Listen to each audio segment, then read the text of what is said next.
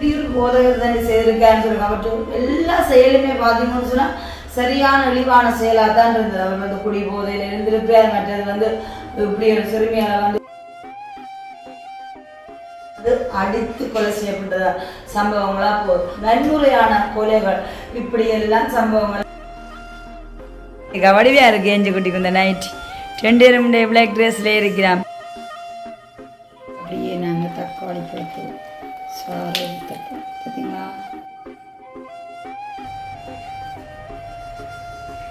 முட்டை கலவையில் அப்படியே 2 பக்கமாக துவைச்செடுக்கும். நல்லொரு வாசனையோட பார்த்தீங்கன்னு சொன்னால் இப்போ சூப்பரான ஒரு மீனின் கறி ரெடி.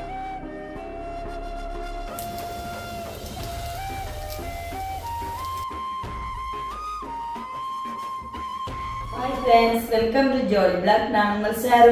இன்றைக்கும் பார்த்தீங்கன்னு சொன்னால் வீட்டை தான் நிற்கிறேன். இன்றைக்கு முதல்ல குக்கிங் காணொலி தான் பார்க்க போகிறோம். ஸோ அதுக்கு முன்னாடி பார்த்தீங்கன்னு சொன்னால் நான் நேற்று தினம் வீடியோ போடல. ஸோ இன்றைக்கும் வந்து குக்கிங் காணொலி தான், இருந்தாலும் என்னையை காட்டாமல் ஒரு குக்கிங் காணொலி போடுவோம்னு தான் ஒரு திட்டம் இருந்தது மார்னிங் வரைக்கும். பிறகு சடன்லியாக ஒரு யோசனை தோணிச்சுது, ஒரு சில விஷயங்களை பற்றி உங்களோட கதைக்க வேணும்னு சொல்லிட்டு, ஏன்னா காற்றுள்ள போதே தூற்றிக்கொள்ளதுக்காமே ஒரு சில விஷயங்களை கதைச்சிட்டு அதுக்கப்புறமா வந்து என்னுடைய குக்கிங் காணொலிக்குள்ளே போகலாம். ஸோ அது என்ன விஷயம்னு சொன்ன மக்களே பார்த்தீங்களா, நாட்டில் நடக்கிறதான கொடூரமான சம்பவங்கள் மரணங்களை குறித்து, இயற்கையான மரணம் என்றதை தாண்டி இப்போ எல்லாம் நடக்கிறது பார்த்தீங்கன்னு சொன்னால் எப்பேற்பட்ட மரணமே நாட்டில் குடிக்கொண்டு போய்க்குள்ள அப்படியான ஒரே குடும்பத்தை சேர்ந்த நபர்களை வந்து அதில் வந்து ஒரு பரிதாபமாக பறிக்கப்பட்ட உயிர்களாக போகுது. அதை வந்து அடித்து கொலை செய்யப்பட்டதா சம்பவங்களாக போகுது. அது தவிர்த்து பார்த்தீங்கன்னு சொன்னால் வன்முறையான கொலைகள் இப்படி எல்லாம் சம்பவங்கள்லாம் நடக்கும். ஸோ இந்த உலகத்தில் வந்து உங்களுக்கு வாழ பயமாக இருக்கும். கண்டிப்பாக வந்து நான் சொல்கிறேன், பயமே வேணாம். எதற்கான்னு சொன்னால், ஓகே, ஒரு விஷயத்த சொல்ல போகிறோம், அதுக்கப்புறமா அதுக்கு முன்னாடி நீங்கள் வந்துட்டு நீ அலையிலையா கூட்டம்ன்றதை மட்டும் சொல்லாதீங்க. அது வந்து நீங்கள் பார்க்குற விதத்தில் இருக்குது. இப்போ ரீசன்ட்லியாக வந்து ஒரு சம்பவம் நடந்திருக்கு தானே, அதாவது போதகரை சிறுமிகளுக்கு நடந்த சம்பவம்னு சொல்லிட்டு, உண்மைக்குமே இன்றைக்கு வந்து ஒரு குறிப்பிட்ட ஒரு 5 நிமிஷத்துக்குள்ள இந்த விஷயத்தை நான் சொல்லி முடிக்க போகிறேன். இதுக்காக தான் நான் வந்து இந்த என்னையை காட்டி கதைக்கான்றிருக்கிறேன். உண்மைக்குமே என்ன சொல்றது, உண்மையான ஒரு கடவுள் என்று சொல்லிட்டு மக்களே அவர் இருக்கிறார் தான், கடவுள் என்றது இருக்கிறார், ரெண்டும் ஜீவிக்கிறார். இப்போ பார்த்தீங்கன்னு சொன்னால் மிகமே இந்த மாதம் உலகன ஈஸ்டர்லாம் நடந்த மட்டும், அதாவது வந்து நான் தைரியமாக சொன்னேன், என் மீட்பர் உயிரோடு இருக்கிறார் என்று சொல்லிட்டேன்னு சொன்னால் என் ரட்சகர் ஆண்டவர் மீட்பர் உயிரோடு இருக்கிறார், உண்மையான ஒரு கடவுள் என்று சொல்லிட்டு உண்மையாக இருக்கிறார். அதான் கிறிஸ்தவர்கள் எல்லாம் வந்து கிறிஸ்துவ உடையவர்கள் அல்ல மக்களே. உண்மைக்குமே அதை நம்ப வேணும் நீங்கள். இதற்கான சொன்னால் கடந்த வருஷம் பார்த்தீங்கன்னு சொன்னால் பங்குனி மாதம் 16ஆம் தேதி நானும் வந்து நாங்கள் வளமையாகவே வந்து ஒரு சபை கண்டு போயிட்டு இருந்தாங்க. அந்த சபை போதவரால் அவருடைய பரியாச உதடுகளால் வந்து அந்த சபை வந்து அந்த சபை மக்களே வெறுத்த ஒரு தருணமாக அமைஞ்சு அதிலே இருந்தே அந்த சபை பக்கமே நாங்கள் போவாங்க. சொல்லுவாங்க, உன்னை காட்டு உன்னை நண்பர்களை சொல்வேன்னு சொல்லிட்டு. அதே மாதிரி மேய்ப்பனுக்கு வழியில் ஆடுகளாக வழிதாங்க. அப்போ அதே மாதிரி கேட்க போதகருக்கே வந்து ஒரு பரியாச உதடுகளாக இருக்குன்னு சொல்லிக்குள்ள அவற்றை வழிநடத்துகிற ஜனங்களும் அப்படி இருப்பார்கள். அப்போ அதனால நாங்கள் பார்த்தோம், உண்மையான தேவன் இப்போ ஜீவிக்கிறார் தான். நாங்கள் வந்து இங்கே ஒருமித்து, அதாவது நல்ல ஒரு தூய்மையான மனசோட 2-3 பேர் கூடி இடத்துல நாங்கள் ஆராதிக்கிறோமோ அந்த இடத்துல வந்து கடவுள் வாசம் பண்ணுவார்னு சொல்லி அந்த முடிவு எடுத்துட்டு தான் நாங்களா பார்த்தீங்கன்னு சொன்னால் எங்களோட அண்ணா அந்த அரும்ப ஊழியத்துக்கெல்லாம் படித்து கொண்டிருக்கார். நாங்களா சகோதரராக ஒருமிச்சு அந்த இடத்துல வந்து நாங்கள் வந்து உண்மையான தேவன் வணங்கி கொண்டிருக்கிறோம். ஏன்னு சொன்னால் பசுத்தோல் போத்த புலிகளாக தான் இப்போ பார்த்தீங்கன்னு சொன்னால் போதகர் மேலோட தெரியும். நம்ம திட்டத்தெளிவாக நாங்கள் சொல்லக்கூடிய மாதிரி இருக்கும். ஏன்னு சொன்னால் ஒரு சம்பவம் நடந்தால் நாங்கள் மறைக்கிறதுன்னு இல்லை. அப்படிக்கா பார்த்தீங்கன்னு சொன்னால் போதகர் எவ்வளோ பெரிய செயல்களை செய்கிறாங்க. சிறுமிக்கு நடந்த சம்பவத்தை பார்த்தீங்கன்னு சொன்னால் கீழ்த்தனமான செயலையும் அவர் செய்து போட்டு வந்து பிரசங்கம் செய்திருக்கேன்னு சொல்லி வேறு கிறிஸ்தவர்கள்ட்டு அப்படியெல்லாம் போர்வையில் இருக்கிறாங்க. அதனால நாங்கள் வந்து இந்த ஒரு விஷயத்தையும் வந்து சென்டிமெண்ட்டுக்காக செய்ய விரும்பல, உணர்வு ரீதியாக உண்மையாக செய்ய விரும்புவேன்னு சொன்னால் கள்ள போதகர்கள் தான் இப்போ நாட்டில் வந்து கூடிட்டு இருக்கிறாங்க. இதை எதுக்காக நான் திட்டத்தெளிவாக சொல்லிட்டேன், கடந்த வருஷம் நாங்களுமே வந்து ஒரு போதகருடைய செயலாளர் உண்மையாக ஒரு கிறிஸ்தவனாக இருந்தேன்னு சொன்னால் அவனுடைய நல்ல நடத்தைகள், அவனுடைய வார்த்தைகள் இதை பார்த்து இன்னொரு ரட்சிக்கப்படுற மாதிரி இருக்கும். அவரை பார்த்து இன்னும் இவர் அன்பு இப்படியா இருக்குது, இவர் இலக்க குணம் உள்ளவராக இருக்காரு, எல்லாருடைய பழகிற விதமாக இருக்குன்னு சொல்லிட்டு இன்னொரு அவிசுவாசி கூட வந்து அவரை பார்த்து ரட்சிப்படை சந்தோம். ஆனால் அவர் போதகராக இருந்து கொண்டு அது நாங்கள் விசுவாசியாக இருந்து அவரை வெறுக்கிற அளவுக்கு வைக்கணும்னு சொல்லி அப்படியானவர் நாங்கள் முடிவெடுத்துட்டு தான் நாங்கள் வந்து கூடி வழி வர்றோம். ஏன்னா உண்மையான கடவுள் இருக்கார்.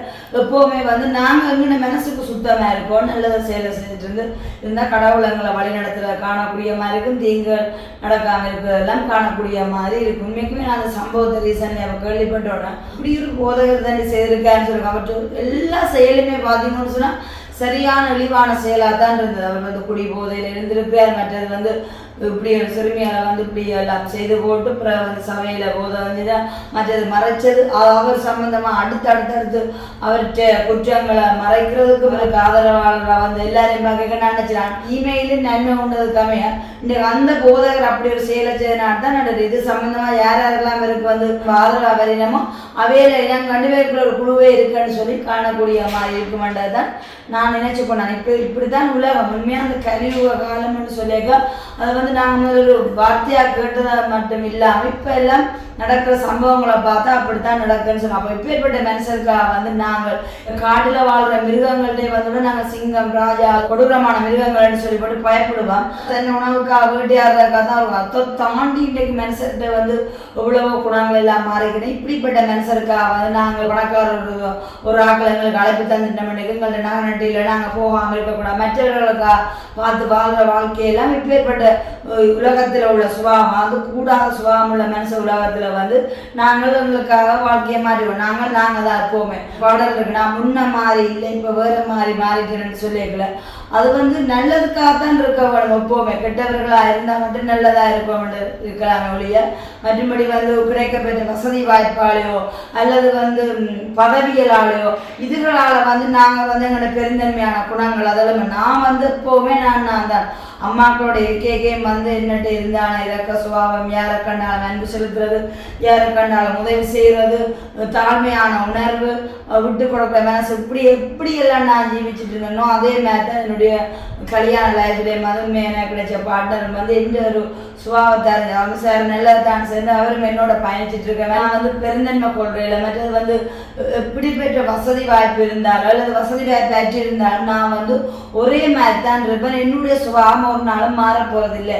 எதற்காக இந்த மனுஷருக்கு நாங்கள் கெத்து காட்டணும்? யோசிச்சு பாருங்க, ஒரு பவுன் செயினுக்காக வந்து அடிச்சு கொண்டு போய் கிடத்துக்க போடுறாங்க. மற்றது வந்து போதகரை இருந்தோட இப்படியெல்லாம் துன்புறுத்தி நாட்டில் இவ்வளவு அநியாயம் நடக்கும். யூடியூப்பை பக்கம் போனாலே என்றப்பா என்னத்தை சொல்றப்பா இப்படி மிரட்டல் கொலைன்னு அது சொல்ல முடியாத சம்பவங்கள் நடக்கும். ஆக மொத்தத்தில் நான் முடிவெடுத்துட்டேன். நாங்கள் தான் எப்போவுமே யாருக்காமது காண்டுட்டு பெருந்தன்மை காட்டுறதோ இல்லை எங்களுக்கு பெருந்தன்மை காட்டுறவே கண்டு நாங்கள் வந்து மனம் நோக்குறதோ அல்லது வந்து அவையில பெருமை பாராட்டுறப்ப அது கோவப்படுறது எதுவுமே இல்லை. என்னடா வாழ்க்கை இந்த பேச்சு வந்து மூச்சு இருக்கு மட்டும்தான் இருக்கும். அதுக்குள்ளதான் ஆட்டம் போடுதோலே இதற்குள்ள நாங்கள் தாண்டி கூடாதுன்னு சொல்லி போடு எப்போவுமே என்னுடைய இந்த சுபாவ நல்ல குணத்திலே தான் நான் ஜீவிச்சுட்டு இருக்கிறேன். என்னன்னு சொன்னால் இந்த என்ன வாழ்ந்தாலும் மேசம்னு சொன்னான் உலகத்தை தாண்டி இப்போ இப்படிப்பட்ட ஒரு மனமுள்ள உலகத்தில் நாங்கள் வாழ கேவலுக்கெல்லாம் வந்து கெத்து காட்டணும்ன்றது இல்லை. சரிதானே? நாங்கள் வந்து எந்த நிலைமையிலே போகைக்குள்ள எங்களுக்கு நான் ஒன்று என்ன சிறப்பாக நினைக்கிறேன்னு சொன்னால் அன்பானவள், இரக்கம் உள்ளவள், எல்லார்டையும் தாழ்மை உள்ள குணம் இருக்குது.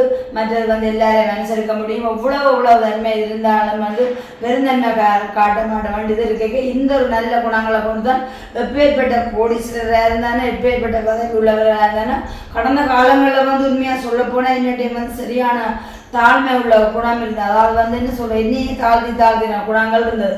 எப்போ அதையெல்லாம் விட்டு இந்த மனுஷரை பற்றி எல்லாம் நான் அது புரிஞ்சு கொண்டுறோம். அதில் எது இந்த மனுஷருக்கு வந்து கணக்கே எடுக்கல. நீ எனக்கு பெருமை காட்டினாலும் முன்னை பற்றி நான் அதை பற்றி கணக்கு எடுக்க மாட்டேன். அதை வந்து அநியாயமாக கோவப்பட்டாலும் அதுக்கும் ஏதாவது ஒரு தீர்வு செய்ய வேண்டிய என்ற பாட்டில் நாங்கள் வந்து ஜீவிச்சுட்டு தான் இருக்கோம். ஒரு சில பேர் வந்து இடையில இருக்கான பணங்கள் பதவிகள் அதுகளால் வந்து கெத்து காட்டுறது. நாங்கள் அப்படியே இல்லை. நான் பணக்காரியாக இருந்தானே அல்லது வந்து இன்னும் ஏழையாக இருக்கிறத விட இன்னும் ஏழையாக இருந்தானே என்னுடைய சுபாவம் வந்து இப்படித்தான் இருக்கு. இல்லாட்ட இனிமே எதிர்காலத்தில் வந்து இன்னும் பணக்காரியாக கோடீஸ்வரியாக இருந்தால் கூட இப்போ உள்ள குணம் தான். இப்போ கூட இன்னைக்குமே இப்போ காலையிலேயும் வந்து பார்த்தீங்கன்னு சொன்னால் இந்த கையால் வந்து பார்த்தீங்கன்னு சொன்னால் இந்த இப்போ வந்து அடிக்கிறதாங்காவுக்கு வந்து மாத உதவி அவங்களுக்கு அதை கொடுத்து ஒரு ஷோடா ஒரு வீடியோ எடுத்து அதை சம்மந்தப்பட்ட நபருக்கு அனுப்பி போட்டுருக்கு. நேற்றைய தினம் அப்படி தன்மைக்குமே அதுங்கள்ட்ட நல்ல குணம் இருக்கான்னு கடவுளைங்கண்ட கையால் வந்து நல்ல நல்ல விஷயங்களை வந்து ஆசீர்வதிச்சு கொண்டு தான் இருக்கேன். அப்போ இவங்களோட வீடு தேடி வரலாம் மாதம் சேதம் பாங்கோ இருங்கோன்னு சொல்லி அன்பான வார்த்தைகள் பேசி வெயில் டைம் வந்து அவங்களுக்கு ஏதோ ஒன்று குடிக்க கொடுத்து அப்படித்தான் அனுப்பி விடுறோம். எங்கள்கிட்ட நாங்கள் உதவி செய்கிற மண்டைக்கு என்ன சரிசம நான் கதிரை போட்டு இருக்கணும் ரெண்ட மாதிரி எல்லாம் ஏன்னா வந்து உலகத்தை பற்றி நல்லா படிச்சு அறிஞ்சிட்டேன். உண்மையாக குறிப்பிட்ட வாழ்க்கை வயசுக்குள்ள வந்து நல்லா படிச்சுட்டோம். அதனால எங்களோட மீதியான இன்னும் வாழ்க்கையை கொண்டு போகிறதுக்கு எங்களுக்கு இவ்வளவுமே காணும். எங்களை பொறுத்தவரை நாங்கள் சமாதானமாக தான் வாழ்கிறோம்னு சொல்லலாம். எதற்காகன்னு சொன்னால் நாங்கள் நடக்கிற சம்பவங்களை வச்சு பார்க்கக்குள்ள ஓகே இப்போ ஏற்பட்ட மனுஷருக்கு வந்து எங்களை நாங்கள் மாற்றிக்க கூடாது. நாங்கள் எப்போவுமே இந்த சுபாவத்தோடு இருந்து கொண்டே போவோம். வாழ்க்கைண்டா என்ன புரியாதவர்கள் தான் கெத்து காட்டுற மாதிரி நினைக்கலாம். நாங்கள் எப்போவுமே ஒரே மாதிரி தான் இருப்போம்ன்றதை சொல்லிக்கொண்டு உண்மையான கடவுள்ன்ற ஒருத்தர் ஜீவிக்கிறார் தான். அதை வந்து நாங்கள் எங்களோட நல்ல குணத்தோடு அவரை வழிபட்டோம்னு சொன்னால் உண்மையாக நல்லா தான் நடக்கும். அதுக்காக வந்து பார்த்தீங்கன்னா இப்படி சம்பவம் நடக்கும் யாரையுமே நம்பக்கூடாது. இன்னைக்குமே என்ன சொல்கிறோம் அந்த பிள்ளைகள் பார்த்தீங்கன்னு சொன்னால் போதகர்ன்ற ரீதியிலாம் நம்பி அப்படி பயணிச்சிருக்கிறாங்கன்னு சொல்லிக்க இதை விட நீ யாரை நம்ப வேண்டி இருக்குது. தயவு செய்து யாரையும் நம்பக்கூடாது. நீங்கள் வந்து புத்தியாக எப்போவுமே நடந்து கொள்ளணும்னு சொல்லிக்கொண்டு இந்த ஒரு விஷயங்களை பற்றி நான் கதைக்கிறதுக்காக தான் இந்த தினம் பார்த்தீங்கன்னு சொன்னால் 2-3 நாளாக சொல்லப்போனால் எனக்கும் வெயில் என்னவோ தெரியல கொஞ்சம் உடல் சுவையினம் தான். அப்போ அது நிமித்தம் தான் நான் என்னை காட்டாமல் இருந்தாலும் வந்து காணொலி போட வேணும். என்னுடைய சப்ஸ்கிரைபருடைய நாங்கள் பயணிக்க வேண்டியது அமைய பயணித்து கொண்டு இருக்கிறோம்.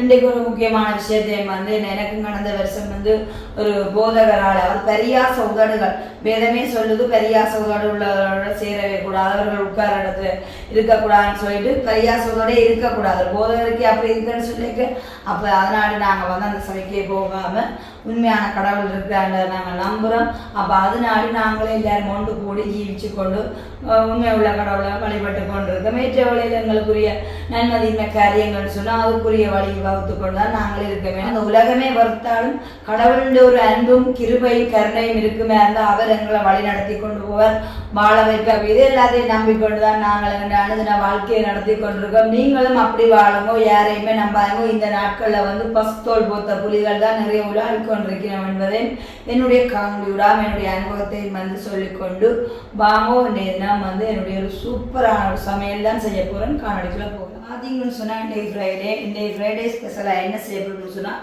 உண்மைக்குமே இந்த வெக்க காலத்தில் வந்து நிறையவா சாப்பிட இல்லாது அடிக்கடி தண்ணி ஜூஸ் வகை அதுவும் குளிராக தான் குடிச்சிட்டே இருக்கணும் போல இருக்கும். அப்படி தான் சாப்பிட்ருக்கேங்க.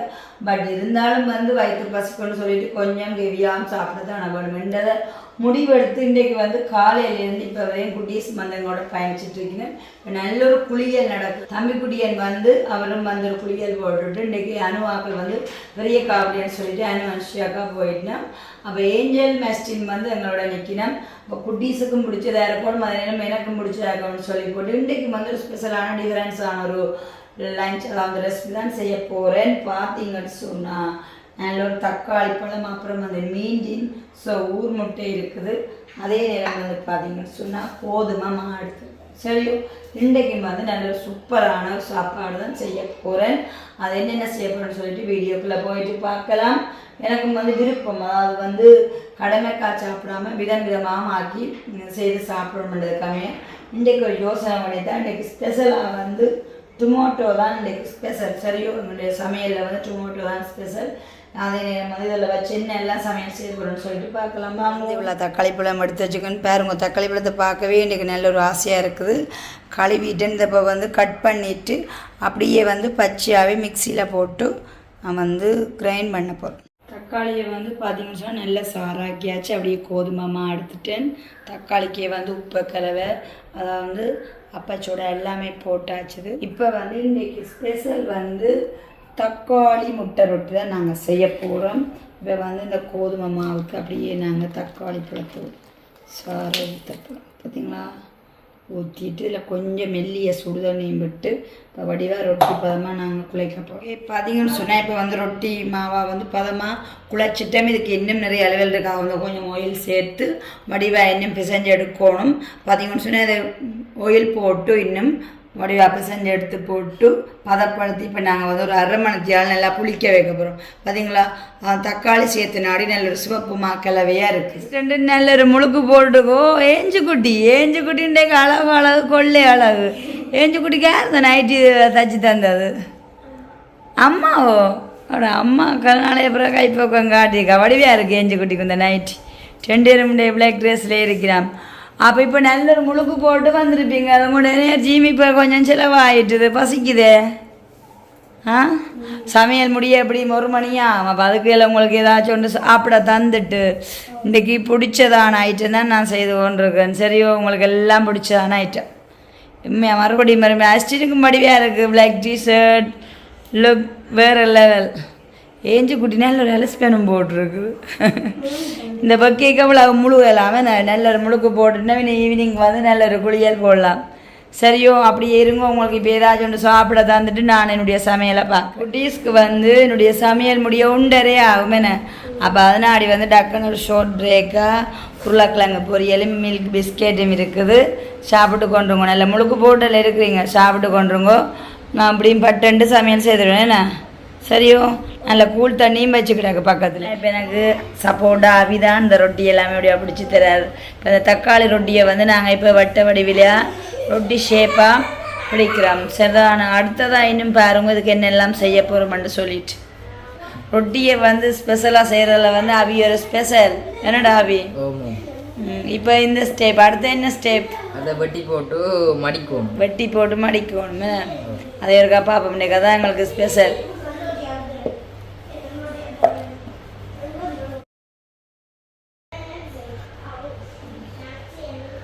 புதுசாக ட்ரை பண்ணி சாப்பிடணுமே. ஒரே சாப்பாட்டை சாப்பிட்டு இருந்தால் போர் அடிக்கும். இப்படி இல்லாமல் எதுக்காக மடிக்கிறோம்னா அதெல்லாம் மடித்து திரும்ப உருட்டுக்கட்டையால் உருட்டி அதுக்கப்புறம் தான் நாங்கள் தக்காளி முட்டை ரொட்டின்றதுக்கு அமைய முட்டையிலெல்லாம் துவைப்போம். வீடியோவை நீங்கள் ஸ்கிப் பண்ணாமல் பாருங்க. இன்றைக்கு இப்படி ஒரு சூப்பரான சாப்பாடாக இருக்கணும். திரும்ப அதை பார்த்தீங்கன்னு சொன்னால் உருட்டுக்கட்டையால் உருட்ட போகிறோம். பாருங்க, பார்த்தீங்களா, இது ஒரு சதுர ஷேப்பில் இப்போ நாங்கள் எடுக்க போகிறோம். இதை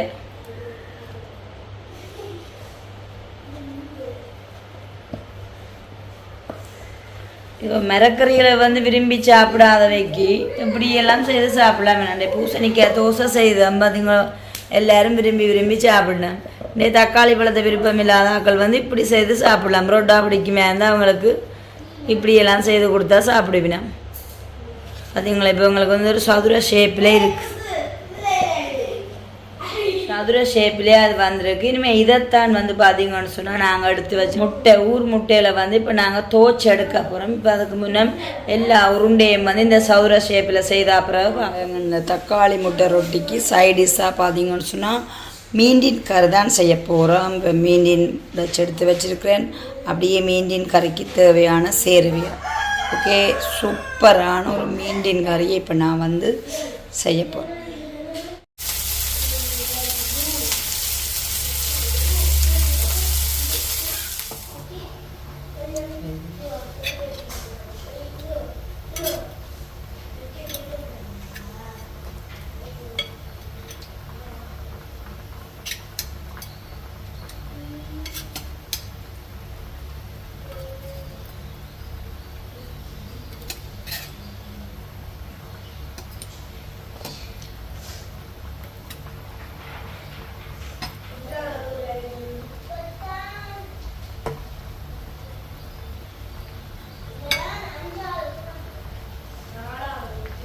நல்லொரு பிரட்டல் கறியாக வரும். இப்போ பார்த்தீங்கன்னு சொன்னால் பாலே நல்லா முடிவாக அவியட்டு.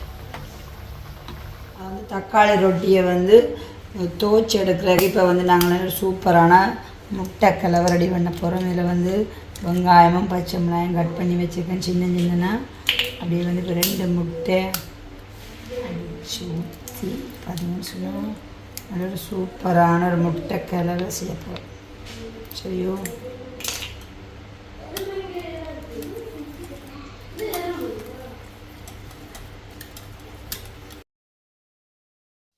நல்லொரு வாசனையோட பார்த்தீங்கன்னு சொன்னால் இப்போ சூப்பரான ஒரு மீண்டின் கறி ரெடி ஆகிடுச்சு. பார்த்தீங்களா, நல்லபடியாக எண்ணெய் எல்லாம் தெரிஞ்சு போய் வந்திருக்குது. நல்ல ஒரு சூப்பரான மீனின் கறி. இப்போ வந்து நாங்கள் இதை அடுப்பை வந்து ஆஃப் பண்ண போகிறோம். அவளுக்கு இருக்கிறான முட்டை கிளவியை நாங்கள் பார்த்தீங்கன்னு சொன்னால் இந்த பிளேட்டில் மாற்ற போகிறோம். எதற்கான சொன்னீங்க, இப்போ வந்து தக்காளி ரொட்டி வந்து ரெடியாக இருக்குது. இது அந்த முட்டை கிளவியில் தோச்சு எடுக்கிறதுக்கு இதில் சைஸுக்கு பிளேட்டில் தான் நாங்கள் இந்த முட்டை கிளவியை ஊற்றப்போம்.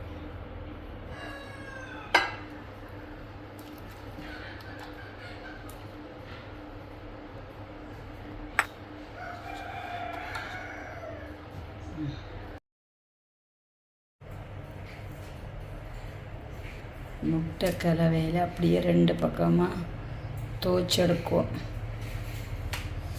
அதுங்களா ஓகே.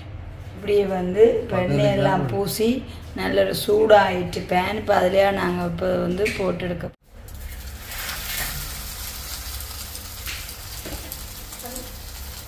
ஓகே. இந்த முட்டை கலவையில் 10 நிமிஷம் அந்த ரொட்டி அப்படியே இதுதான் தக்காளி முட்டை ரொட்டி பாருங்க. இப்போ எப்படி புசு புசுண்டு வரப்போகுது பார்த்தீங்களா? அப்படி பொங்கி வந்துருக்காண்டு அப்படியே அடுத்த பக்கம் திருப்போம் பாருங்க.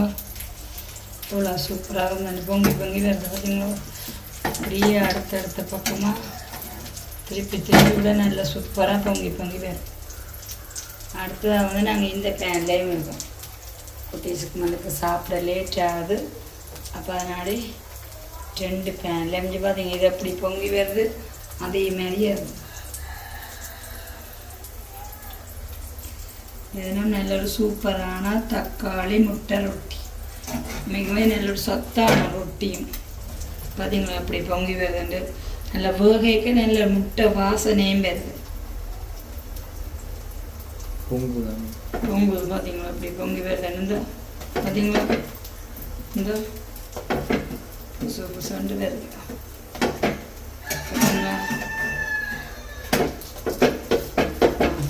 அப்படி திருப்பி விடுவோம்.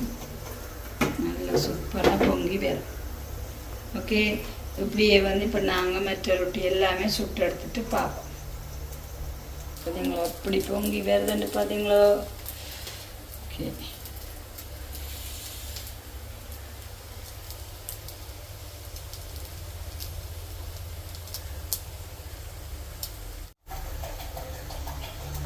பார்த்தீங்களோ அப்படி பொறுமை வருதுண்டு நல்ல ஊதலாக இருக்குது. இது வந்து குட்டீஸுக்குரிய ஃப்ரெஞ்ச் ஃப்ரை வைக்கிறேன். அப்படியே உண்மைக்குமே இந்த தக்காளி முட்டை ரொட்டியோட வாசனை என்னை எப்போ சாப்பிட போன மாதிரியே இருக்குது. கண்டிப்பாக பரங்கொண்டி தான் ஃபஸ்ட் டைமாக செய்கிறேன். அப்படியே முட்டையெல்லாம் அவ்வளோ ஒரு வாசனையாக இருக்குது. இந்த வாசனையிலே பசியும் அப்படியே இருக்குது. சூப்பர் ஒரு சாப்பாடு. உண்மைக்குமே நல்ல ஒரு சாப்பாடு தான். நல்ல வாசனையாக இருக்குது. அப்படியே ஊர் முட்டை போட்டதுனால நல்ல டேஸ்ட்டாக வாசனையாக. நம்மளோட ஃப்ரைடே ஸ்பெஷலாக பார்ப்போம் வாங்குவோம் பாருங்கள். நல்ல ஒரு சூப்பரான தக்காளி முட்டை ரொட்டி பார்த்தீங்களா? தான் நல்ல ஒரு சிவப்பு ரொட்டியாக இருக்குது. தக்காளி பழம் எல்லாம் போட்டுனாடி செய்முறை நீங்களும் பார்த்துருப்பீங்க. அப்படியே வந்து முட்டையிலேயே துவச்சி எடுத்துறாங்க. அந்த முட்டை கிளவைக்கே நீங்கள் பார்த்துருப்பீங்க. வெங்காயம் பச்சை மிளகாய் போட்டு நாடி அது வந்து இப்போ ரொட்டியிலே மேலாப்பா தெரியுது. சரியோ? நல்ல ஒரு சூப்பரான தக்காளி முட்டை ரெடி. இதுக்கு வந்து சைடிஷாக இங்கே பாருங்கள் நல்ல ஒரு மீன் பிரட்டல் கறி. அப்படியே வந்து அவிச்ச முட்டை அதிலே வந்து பெப்பர் பவுடர் போட்டிருக்கேன். அடுத்ததாக வந்து ஃப்ரெஞ்ச் ஃப்ரை குட்டீஸில் நிற்கிறாடி. ஓகே. தக்காளி முட்டை ரொட்டிக்கு சைடிஷாக இன்னைக்கு வந்து மீன் கறி, அப்புறம் வந்து அவிச்ச முட்டை, ஃப்ரெஞ்ச் ஃப்ரை. ஓகே. அப்படியே எங்களால் தக்காளி ரொட்டி. ஓகே. இன்றைய தினம் இதுதான் எங்களுடைய ஃப்ரைடே ஸ்பெஷல்.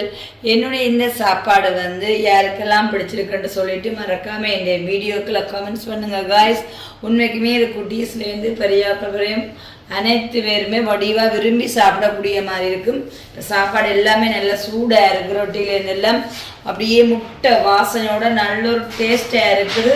சைடிஷாக வந்து மீன் கறியும் வச்சிருக்கிறோம். நல்ல செமையாக இருக்கும். அண்ட் வந்து நல்ல ஒரு சத்தான சாப்பாடு தான். இப்போ வாங்குவோம் குட்டீஸோடு சேர்ந்து நாங்கள் சாப்பிடுவோம். குட்டீஸ் வந்து சாப்பிட ரெடி ஆகிட்டோம். சாப்பிடுங்க. தக்காளி முட்டை ரொட்டி எங்களுக்கு காற்று போட்டு சாப்பிடதான் இருக்கு. எங்கே மைன் மேஞ்சல் ரொட்டியை தொட்ட வண்ணத்தை காணல பியும் கொடுத்து அப்போ ரவி என்ன இப்படி வாயின்னு வச்சுக்கொண்டு நின்றாண்டு அவள் இப்படி ஒரு மடக்கி ரொட்டியை பிச்சு காட்டு. ஓ பாப்பம் இந்தா அவ்வளோ சாஃப்டாக வந்திருக்குன்னு. அஸ்டின் எப்படி இருக்கு சாப்பாடு? இந்தா பார்த்தீங்களா என்ன இதுக்கு தான் அந்த மடிப்பு மடித்தது. எஞ்சிமா பிடிச்சிருக்கு. எஞ்சிமாவுக்கு புரோட்டாங்கறி மண்ணை வளமையாக பிடிக்கும் தானே. நீங்கள் சாப்பிட்ற பார்க்க எனக்கு நாவி எச்சி ஊறுது. அது சுட சுடல இருக்குண்ணே நல்ல சூடாக இருக்கு. எஞ்சிமாவே சாப்பிடுது. அப்புறம் என்ன புனியாருக்கு முட்டை வாசத்துலேயே ஓடி வந்துட்டார் சாப்பிட.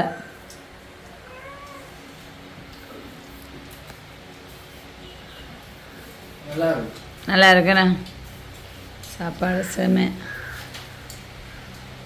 சொக்கு சொக்கு சொக்கு கொஞ்சம் கறியோடு சொட்டு சாப்பிடுங்க. அஸ்டினை புட்டியே பார்த்தியே போ நவீனே மாப்பிந்தவன் தான் புட்டியா கிடக்கு.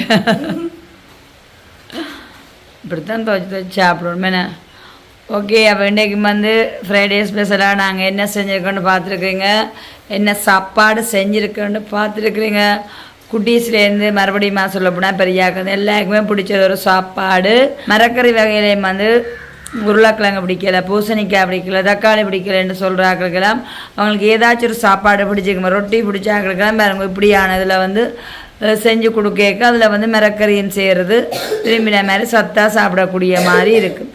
ஏதோ ஒரு வகையில் என்னான்னு செலுத்தி சாப்பிடக்கூடிய மாதிரி இருக்கும். அந்த ஒரு டிப்ஸை தான் நானும் கண்டுபிடிச்சிட்டு குட்டீஸ்களுக்கு வந்து செஞ்சு கொடுக்குறது. உண்மைக்குமே நீங்களே பார்க்குறீங்க அப்படி விரும்பி விரும்பி சாப்பிடி நம்ம நெஞ்சமாக ரொட்டியை பிச்சு அப்படியே அதுக்கு வந்து ஃப்ரெண்ட்ஸ் ஃப்ரேம் வச்சு அப்படியே குழம்போட துவச்சி சாப்பிட்றவாக்கு அது பிடிச்சிருக்குது.